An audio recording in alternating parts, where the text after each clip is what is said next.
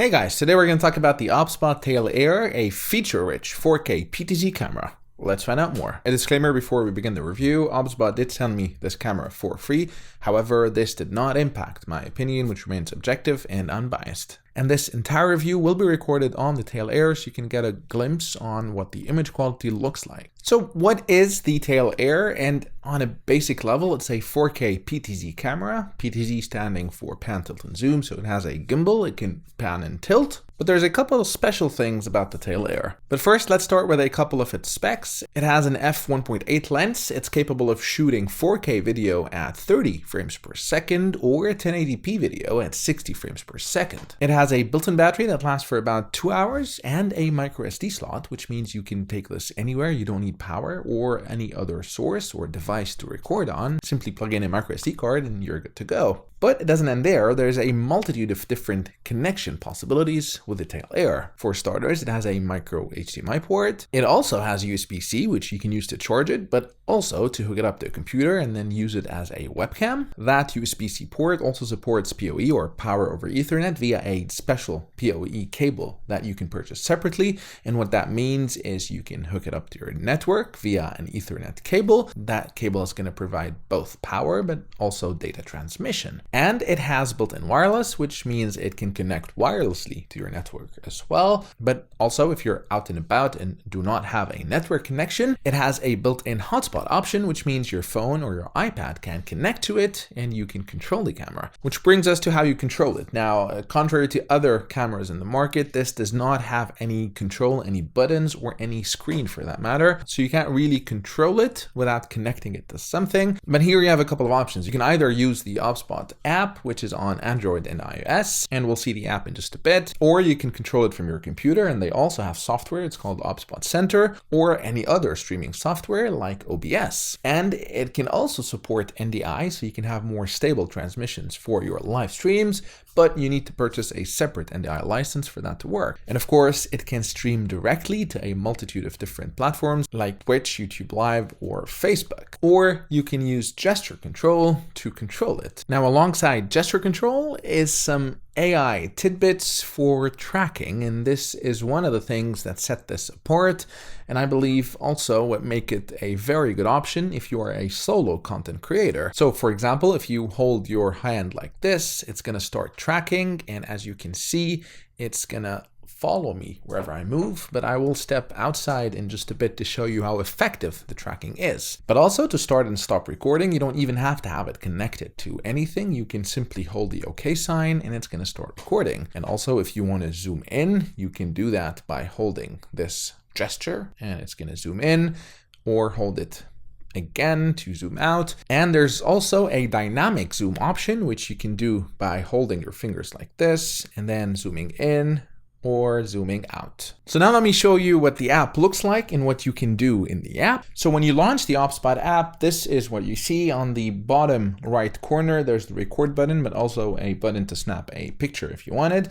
And then on the left-hand side, there's a bunch of different controls. For starters, over here, you have your director center, and it has multiple different angles, let's say, which you can select. And you can also create your own position and save it and quickly tap to go to that position. Below that, you have camera control, so you can set it in automatic or in manual, and in manual you have control over the ISO level, over the shutter speed. As you can see, you can control EV as well, and you can also change the focus from automatic focus or manual focus. Or you can set it to automatic mode and the camera is going to try to figure out all the settings by itself. And then down here you have AI. So when you select AI, first of all, you can do the tracking either wide, as you can see, or automatic. And select the speed that you wanted to track, from slow, standard, or fast, and you'll see that in action outside. Or you can select object tracking. And let's try that object tracking. So you can draw a box around the object, and then wherever you move the object, whether it's up or down, it's gonna keep following the object around. And then if I do this, it's gonna start tracking me, as you see. And if I move left and right, it's gonna track me. Let's stop the tracking. And then here, of course, you have the gimbal, so you can manually move it left and right, up and down, and you can change the speed at which that motion is. So if you change it to fast or to that turtle, which is slow. You can also crop in, and if you do that, you're gonna see how it's gonna crop into my face or go back and crop out. And the P is the manual position. So what you can do is move the gimbal. So let's try that. Move it, let's say over here, and move it like that, and select P. And now this is position 2. So if I tap over here, it's going to go to position 1, or if I do that, it's going to go to position 2.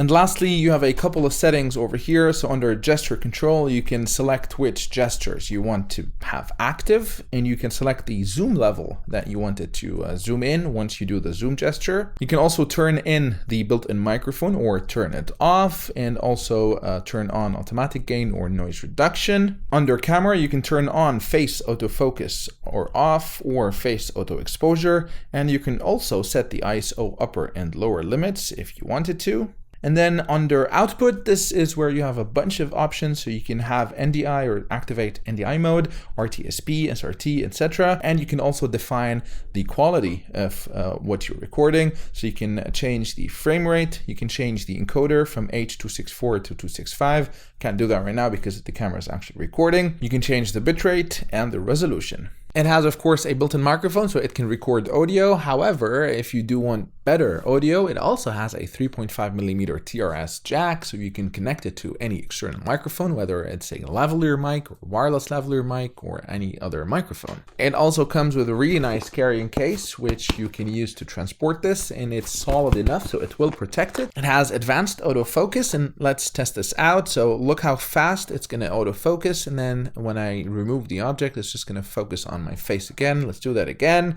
Look how fast and accurate the autofocus is. It's quite impressive. So now let me show you how well it is able to track, how smooth the tracking is, and how accurate it is. So to activate tracking, you can either do it through the app if you're connected, or through gesture control. All you have to do is put your hand up like this, and the camera is going to blink to let you know that it activated tracking.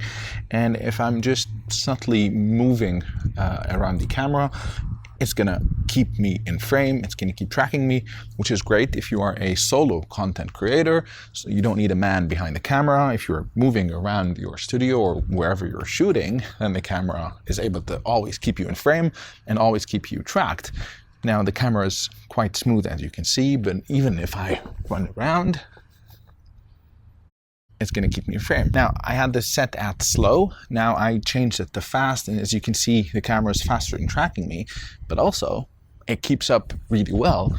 Even if I run, I'm always in frame. Let's do it again.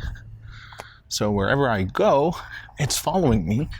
Even when I'm running around, I'm always in frame. That's great. So here are my thoughts on the Obsbot Tail Air. I think it's a very solid camera, especially if you tend to move around a little bit in your videos as a solo content creator, and if you don't have a cameraman or someone behind the camera.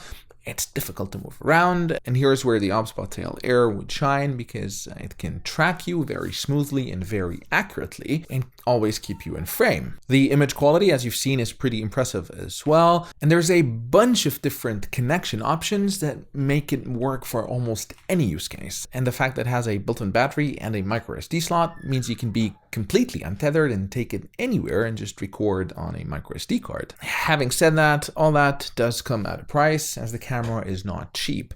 I will put links in the description so you can check the product page and see how much it costs at the time you're watching the review, but it's not cheap, so it's something you need to budget for, and especially if you want to buy the NDI license or the Power over Ethernet cable, and that's an added expense. But if money is not an issue and your video content can use something like the Tail Air, then I definitely would recommend it. Let me know in the comment section what you thought, and as always, if you liked the video, please hit the like button and consider subscribing to my channel, as this encourages me to continue producing content. Until next time, cheers.